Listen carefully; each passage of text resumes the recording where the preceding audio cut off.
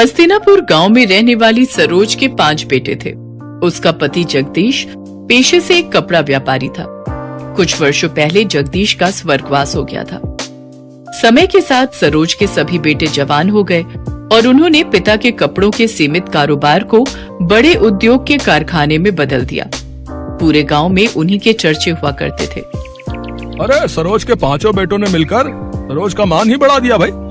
पहले तो पिता के छोटे मोटे कारोबार को इतना फैलाया और फिर उसी कमाई से इतना चौरस घर खड़ा कर दिया। 100% सच कहा रमेश भाई।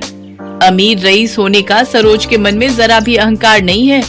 जरूर ही पिछले जन्म में इसने पुण्य किए होंगे, तभी जाकर इस कलयुग में इसे 5 पांडव पुत्र का सौभाग्य प्राप्त हुआ है। सरोज के प्रति गांव वालों के मन में काफी इज्जत थी। पैसे वाली होने के बावजूद भी उसके अंदर बिल्कुल घमंड नहीं था। अरे मेरे 5 पांडु, यहाँ पर आओ। माँ, कारखाने पर जाने के लिए देरी हो रही है, शाम को बात हो सकती है। कामकाज के प्रति क्या इतना मशरूफ हो गए हो तुम लोग, जो पल भर के लिए अपनी माँ के पास नहीं बैठ सकते? मोहन भैया, तुम माँ की बात सुन लो, हम चारों कारखाने जा रहे हैं। अरे ठहरो, मुझे तुम 5 से बातचीत करनी है। ये तस्वीरें देखो, मैंने तुम 5 भाइयों के लिए लड़कियां पसंद की हैं। सभी खानदानी और रईस खानदान की हैं। ऐसा सुनकर 5 भाई एक दूसरे का मुंह ताकने लगते हैं। तभी उसका तीसरा बेटा कहता है, माँ, ऊपर वाले की दया से आपके 5 बेटे अपने पैरों पर खड़े हैं। माँ, शुरुआत से ही हम 5 भाइयों की सोच यही रही है कि हम गरीब घरों की बेटियों को ही इस घर में दुल्हन बनाकर लाएंगे। माँ, प्रदीप सही कह रहा है। अरे पगला गए हो क्या तुम लोग? अगर मैं किसी गरीब की बेटी को ब्याह कर लाऊंगी तो लोग सैकड़ों बातें बनाएंगे। गरीब अमीर का मेल भी नहीं देखा कहेंगे। माँ, आपको जमाने की पड़ी है, बल्कि ये सोचो कि किसी गरीब की बेटी का हाथ थामने से किसी गरीब पिता को साहूकार का कर्जदार नहीं होना पड़ेगा। सरोज 5 बेटों की बातें सुनकर भावुक हो जाती है और कहती है, ठीक है, अब बस भी करो। जब देखो तब 5 मिलकर पांडव की तरह पाठ पढ़ाते रहते हो। गरीब की बेटियों का ही बसेरा बनेगा यहाँ। खुश? सरोज अपने बेटों के ब्याह के लिए रिश्ते तलाशने लगती है।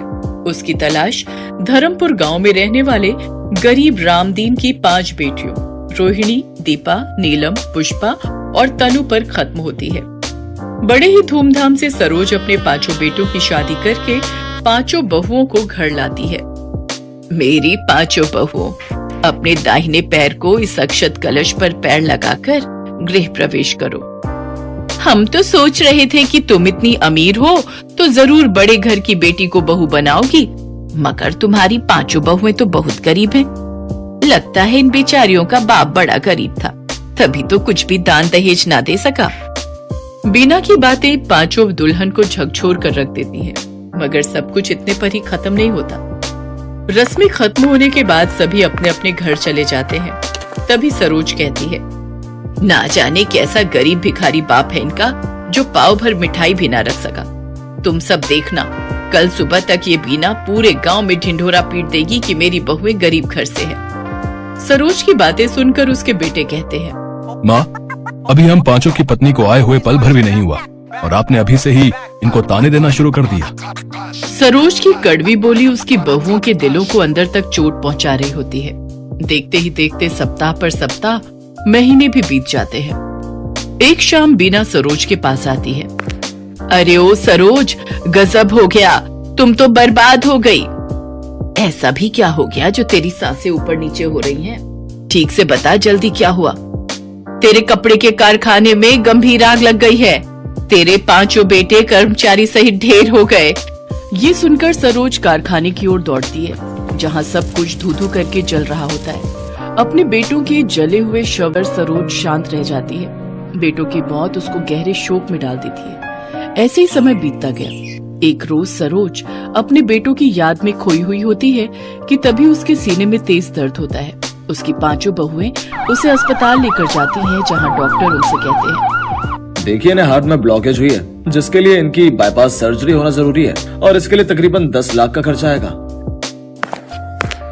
हमें कुछ भी करके माँ जी को बचाना होगा, लेकिन हमारे पास इतने पैसे तो नहीं है। अपने पतियों के बाद हम अपनी सासू माँ को नहीं खो सकती। हमारे तो मायके वाले भी गरीब हैं, हम उनसे भी कुछ मदद नहीं मांग सकते। फिर तो एक ही रास्ता है, हमें अपने घर को बेचना होगा। वो पांचों अपने घर को बेच देती हैं और सरोज का इलाज करवाती हैं। थोड़े से बचे हुए पैसों से वो किराए पर एक कमरा लेती हैं और पांचों बहुएं अपनी सास के साथ उस किराए के एक कमरे में रहने लगती है।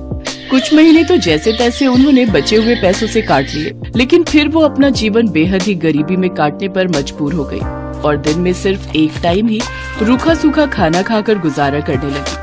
और कुछ समय बाद तो वो टाइम भी आ गया जब उन छहों को भूखे पेट ही सोना पड़ा। दीदी अब तो भूख के मारे जान जा रही है। सही कहा तुमने, अगर हमने पहले कुछ बचत की होती तो आज हमें ये दिन नहीं देखना पड़ता।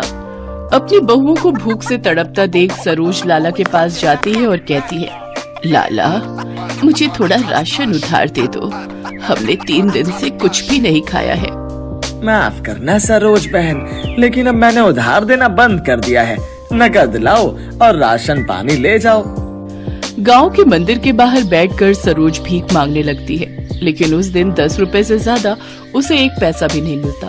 उन 10 रुपयों से सरोज आटा खरीद कर ले जाती है, जिससे उसकी बहुएं 6 रोटी बनाती हैं और सभी 1-1 रोटी नमक के साथ खाकर आधा पेट ही सो जाती हैं। ऐसे ही समय बीतता है। पांचों बहुएं सुबह से शाम तक काम की तलाश में निकलती हैं, लेकिन उन्हें कहीं भी काम नहीं मिलता। घर में छाई गरीबी के कारण सरोज को सदमा लगता है और उसकी तबीयत खराब होने लगती है। बहू, मैं बिल्कुल ठीक हूँ, तुम मेरी चिंता मत करो।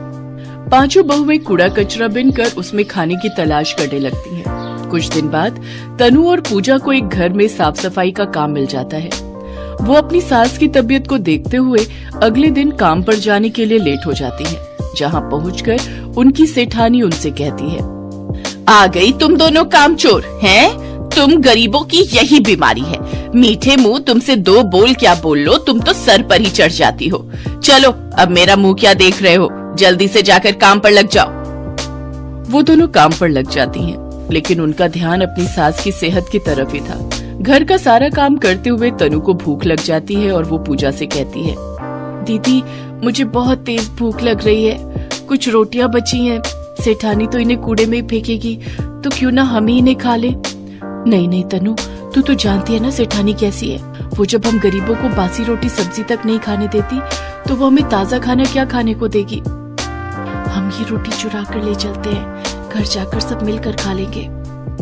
वो दोनों बहनें अपनी साड़ी के पल्लू के नीचे रोटी चुरा कर ले जाती हैं। तभी सेठानी उन्हें देख लेती है और पुलिस को फोन कर देती है और पुलिस उनके पीछे लग जाती है। मैं कहती हूँ रुक जाओ, तुम दोनों कानून से नहीं बच सकती। भाग तनु भाग, नहीं तो ये पुलिस वाले हमें नहीं छोड़ेंगे। तभी तनु का पैर गड्ढे में अटक जाता है और वो जमीन पर गिर जाती है। पूजा उसे उठाने के लिए रुकती है, तभी पुलिस वाले आकर उन्हें पकड़ लेते हैं। क्या चुरा कर भाग रही थी तुम दोनों? हैं? दिखाओ मुझे।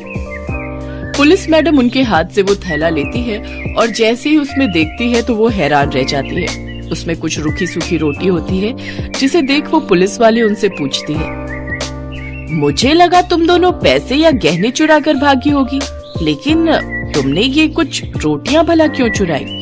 भूख सब कुछ करवा देती है साहब, और ये बात आप नहीं समझोगे। तनु और पूजा की आंखों में आंसू आ जाते हैं और फिर वो अपनी दुख भरी कहानी पुलिस वालों को बताती है।